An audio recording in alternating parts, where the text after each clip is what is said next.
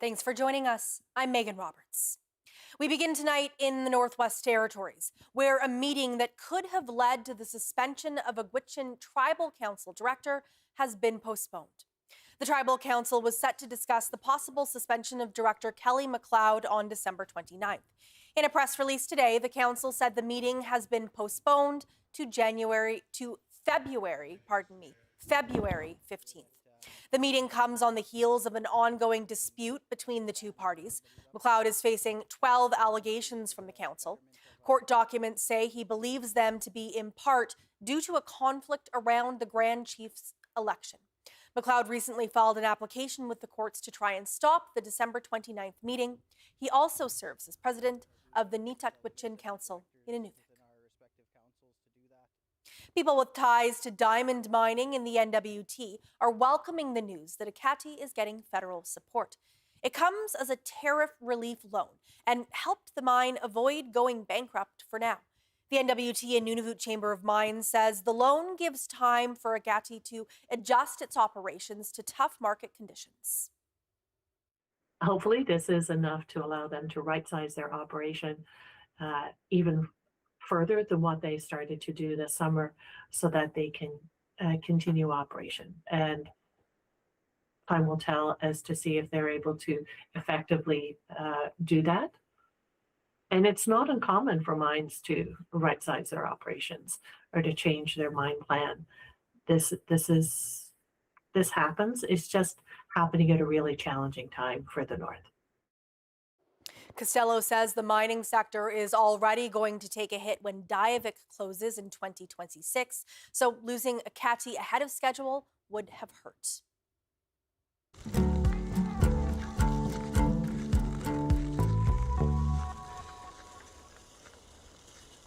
The fall sitting of the Yukon Legislative Assembly with the new Yukon Party government has wrapped up. It began on December 8th and ended on Thursday after MLAs passed a supplementary budget. The CBC's Virginie Ann has been covering the sitting and she joins me now with more. So Virginie, we will talk about that supplementary budget in just a second, but let's begin with this fresh batch of MLAs. I do mean fresh because many of them are rookies and this was their first real taste of government. So how did that all play out in this short sitting? And you're right, it was a very short sitting, 8 days only, and it felt more like a window into the transition than a real taste of what the government will be like. But we can be fair and acknowledge that the Yukon Party went into this sitting super fast right after the election, so that didn't give a lot of time for new ministers to get to know their portfolios and to provide solid answers during a question period. Ministers leaned on go-to excuses, saying they haven't been briefed, they'll respond later, or blaming current issues on the former Liberal government. But Megan, we've heard these excuses from more experienced ministers in the past. So the question now is how long these excuses remains credible. And one thing interesting to point out here is that ministers were not being questioned only by the opposition, but also from their own party.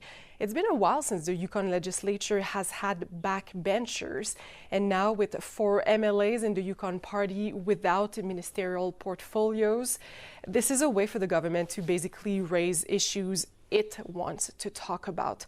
So that's something I've seen nearly every day during this sitting, ministers facing questions from their own party. And this makes for a weird scripted exchanges. For example, backbencher Tyler Porter asked the Minister of Highways and Public Works, Linda Benoit, about an update on the Teslin, the construction of the new Teslin Bridge. And that gave Benoit a chance to blame the former Liberals for poor planning. Okay, well, let's talk about the budget now, Virginie. As I said earlier, the Yukon government introduced and then passed a supplementary budget. So remind us what's in it. So it's additional money outside the regular budget to tide the government over until fiscal year end. It includes an increase of $1 million in capital spending, so that's money for building or buying new projects. There's some money for the city of Whitehorse to build a fire hall in Whistle Bend, But then this budget also takes money away from some projects like the Teslin River Bridge and a housing project in Dawson City. But also there's money toward a very popular issue, $1.6 million to subsidize electricity bills. That's to offset the impact of rate increases previously announced by Yukon Energy. Yeah, people are certainly bracing for higher bills, particularly with this stretch of really cold weather. And that also brought a lot of attention to the territory's electricity capacity. So how was that reflected in the Assembly this week?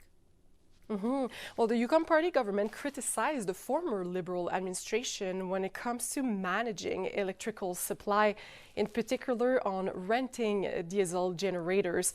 Laking says that approach is just not sustainable. Ted Laking, he's the minister responsible for Yukon Energy.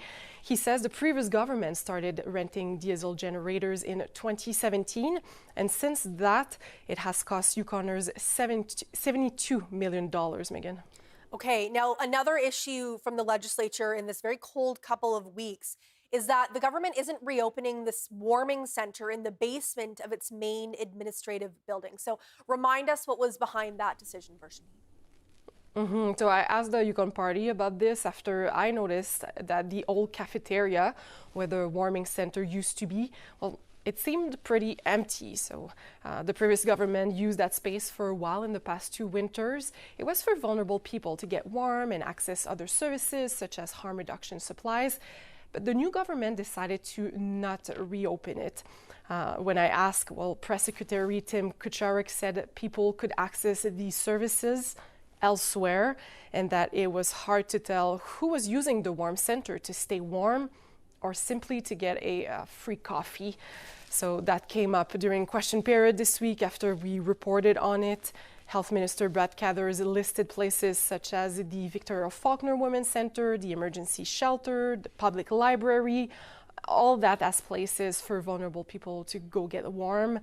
And this was surprising, Megan, to hear because these places fulfill a specific often sensitive mandate, like offering a safe space for women fleeing intimate partners' violence.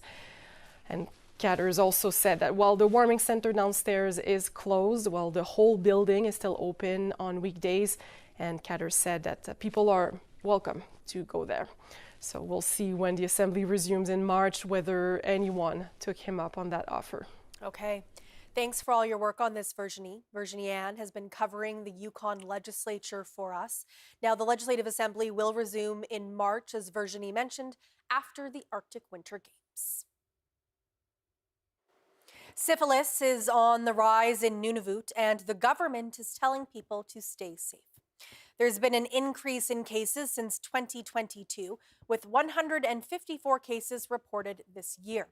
Nunavut's acting chief public health officer says there's multiple factors behind the increase. And the reason why this is rising mainly due to stigma and also lack of awareness in people. As people, interact with one another, people have new partners, it's important that they are practicing safe sex or testing to make sure that if they have syphilis, they get treated. Ajiman says a reduction in testing during the pandemic may also be a factor in increased cases. She says syphilis is preventable and treatable when caught early.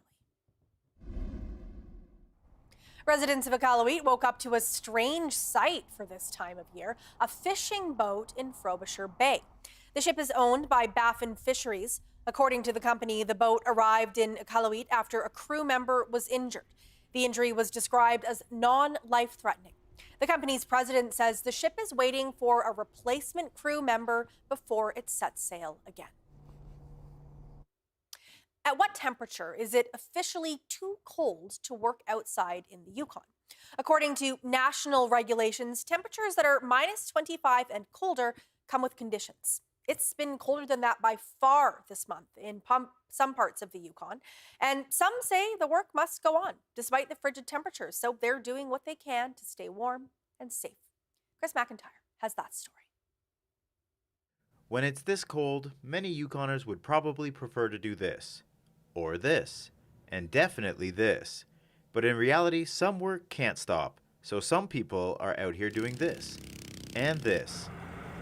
We keep our generator running with heaters going 24 hours a day, and we've got a warm-up trailer there for to thaw out all our pumps and everything throughout the nights, and make sure everybody's dressed warm. And most of our guys got the new Alaska Gear bunny boots and old bunny boots, and that's definitely a key for out here to keep your feet from freezing. It's pretty obvious when standing outside, even for this interview, the risk of frostbite is high. Environment Canada says in these extreme temperatures, exposed skin can get frostbite within minutes. And all the guys know to keep an eye on other people's faces and anything that's exposed to make sure nothing's getting frozen, and try and only go out for an hour and a half or 2 hours, and then we'll cycle people back and forth to the trailer to keep warm. But for the most part, the boys are doing good. Like they're not complaining about the cold, and they're keeping warm. Nobody's had any frostbite yet. So. Over in Whitehorse, the sidewalks aren't going to shovel themselves. Workers are equipped with snowblowers, shovels, and warm gear as they spend hours to hit every street while the weather permits. One contractor says when it gets minus 25 and below, legally, his employees have the right to refuse working outside. So even though the team is typically in a warm machine, we make sure they have the gear. It's stated in our policy. But we never need to refer to it. The other nice thing about the policy is if anybody has to travel, we have travel boxes that the team takes with them if they're going on any sort of a road trip. Basically, we say outside of city limits, to make sure. And there's granola bars, sleeping bag, candles, that kind of thing, emergency roadside kits. Arsenault says living and working in the Yukon comes with benefits and challenges, and adapting to the weather comes with the territory. Chris McIntyre, CBC News, Dawson City. Cold temperatures are also affecting outdoor events in the territory. A festival that marks the winter solstice has been pushed back due to the cold. This year marks the 14th anniversary of the 5+ Hours of Light Fat Bike Festival. The event celebrates the return of light in the Yukon. Cycling enthusiasts hit Whitehorse area trails on fat bikes to mark winter solstice. But with temperatures expected below minus 30 this weekend, the event has been postponed until next week. Organizers say the decision was made for rider safety and because it was too cold to groom the trails. Minus 25 was going to be our cutoff temp, and then looking at a few different models, it was minus 37 was kind of the warmer of the options. So we decided to reschedule the event to Saturday, December 27th. So we're still in the 5+ hours of light. We haven't reached 6 hours of light yet, but we're looking at 11:10 to 4:52. This is a chance for us to get together again and have some fun on a bike. And the thing about fat biking is conditions change day to day. The terrain is never the same. So it's really hard to be over competitive. You have to focus more on the fun and the joy of the ride. Riders can also participate solo or in teams, competing as many laps as they can. There will be a warm-up shelter where participants can enjoy hot beverages and food. Innu in the community of Natwashish in Newfoundland and Labrador can now train in professional skills at home. Academy Canada is delivering a full carpentry pre-employment program on reserve. It's thanks to a new program by the Labrador Aboriginal Training Partnership and the Mushwa Innu Band Council. Heidi Adder has more. For the carpentry program organizers, the response from Innu has been overwhelming. Keith Jock is the executive director of the Labrador Aboriginal Training Partnership. Jock says there's a high success rate when people don't have to leave everything behind. Clients then, while they're in the program, they get to go home every day, they're with their family every day, they got the support there, and it's really what the community wants. The program will run from January to next December, with breaks for the Innu cultural celebrations in the spring, summer, and fall. Jock says carpentry was important to bring to Natwashish, as the Innu are working to build and renovate homes and increase recreation on the reserve. The training partnership can cover childcare, education materials, and living allowance. Jacques hopes Innu youth might see the adults in the program and be inspired to try out the trades as well. It's going to be a win-win all the way around, because as the Innu then advance in their apprenticeship, then they become certified. So then down the road, they can sign off on their own people in their home community. So we're working closely with the Band Council to make sure that happens. After the pre-employment program is done, the Labrador Aboriginal Training Partnership can provide an 80% wage subsidy, so contractors can bring up less people from the south and hire trained Innu in the community instead.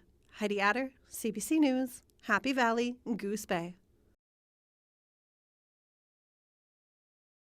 Ready, Rudolph? Ready, Santa!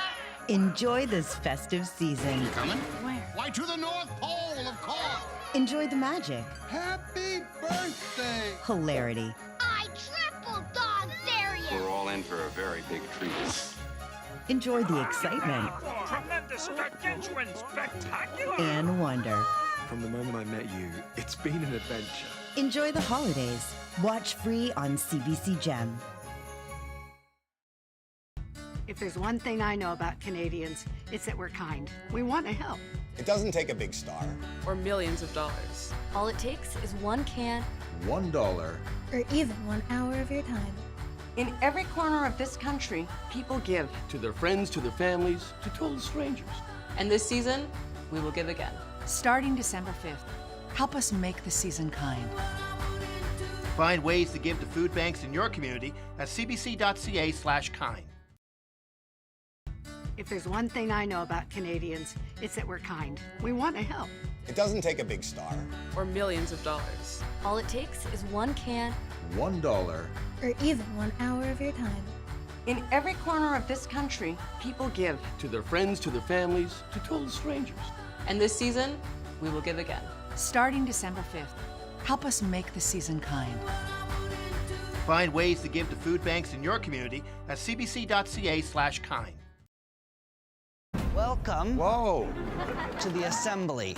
Hell yeah, let's go. What made you want to be interviewed by 40 neurodivergent interviewers? Whoa. This is the most authentic conversation. Oh, you make me cry.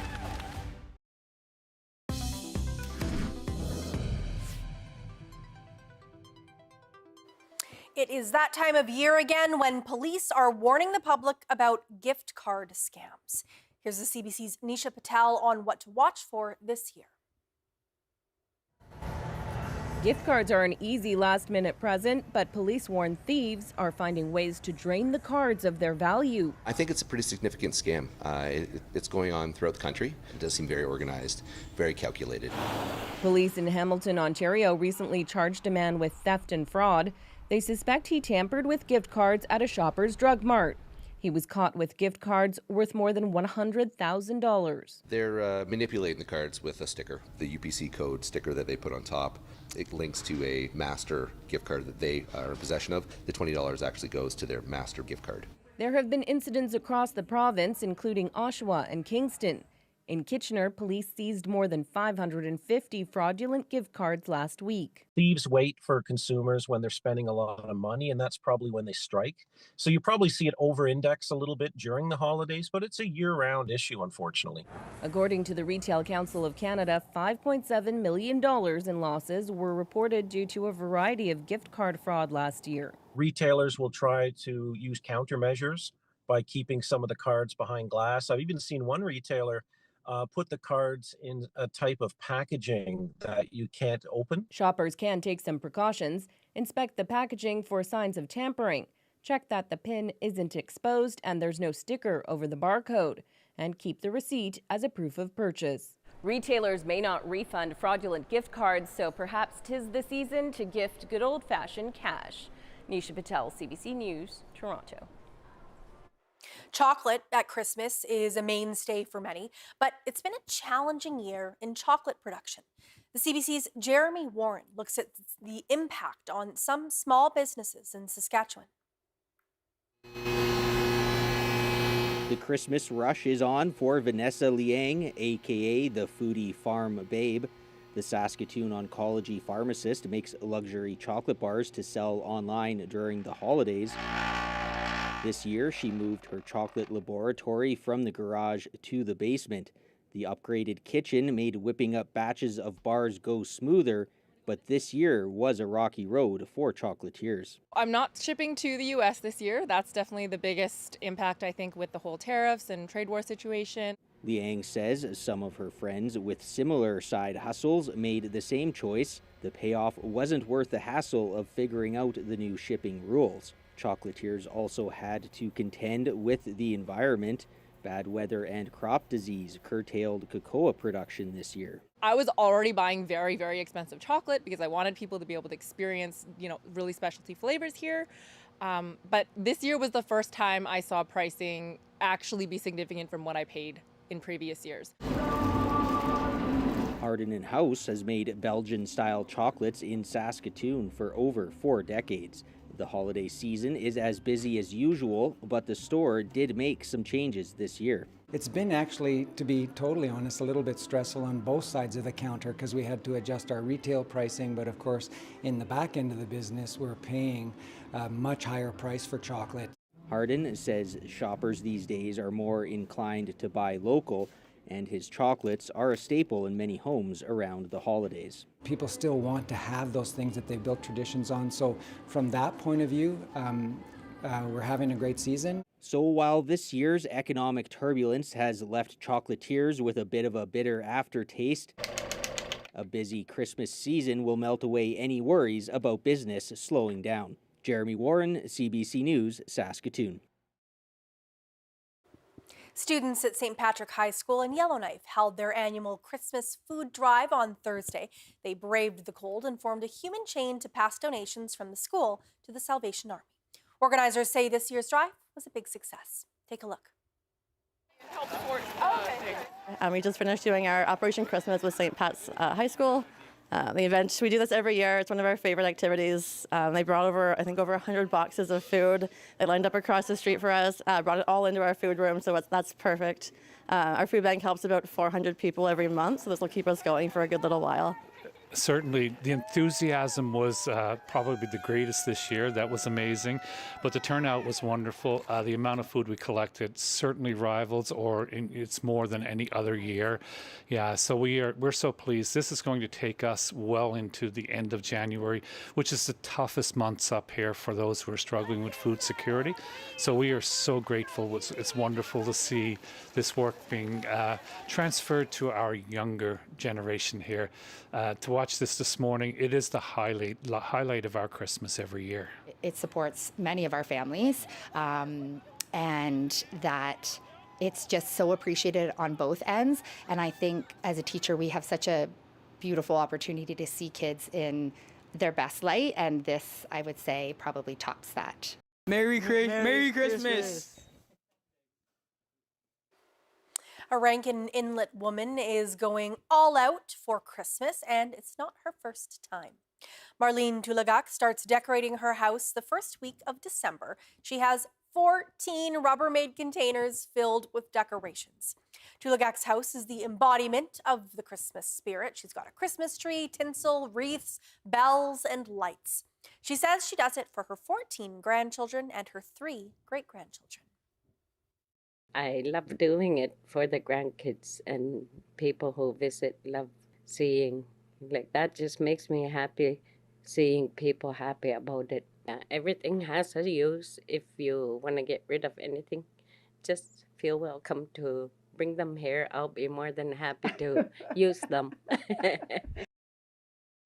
She says she does it for her grandchildren, as she mentioned, and Tulagak says her next plan is to make an ice igloo with lights and outdoor decorations. The spirit of the holidays is flourishing in the Yukon as well. A group of Filipino carolers are helping to spread the joy. They're visiting homes throughout Whitehorse. The singers use guitars and tambourines to perform traditional and Filipino Christmas songs. In return, they seek small gifts. It's a tradition deeply rooted in Filipino faith and community values. All of the proceeds are donated to a charitable cause. Christmas is about sharing, about giving, and whatever the best part of this, doing the activity, is giving back to whatever we have. So the proceeds of this activity will go to the Our Lady of Victory for the replacement of the windows and the door. So the activity that we are doing right now is very important. Homeowners say the carolers bring back old memories and provide a sense of community spirit. Let's take a look now at your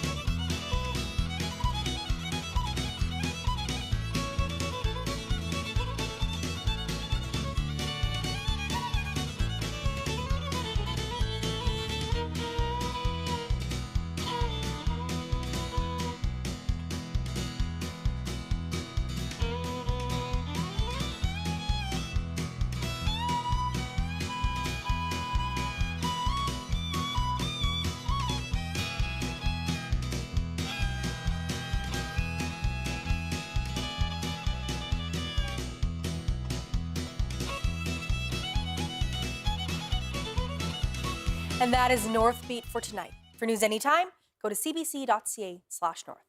Before we go, we have a special Christmas carol for you in Dene Kide. This week, staff at the school in Fort Good Hope sang Silent Night as translated by Lucy Jackson. Their language teacher, Rose McNeely, says she wrote the whole song out in phonetics for them, and they caught on after practicing only a handful of times. Here's Silent Night in Dene Kide.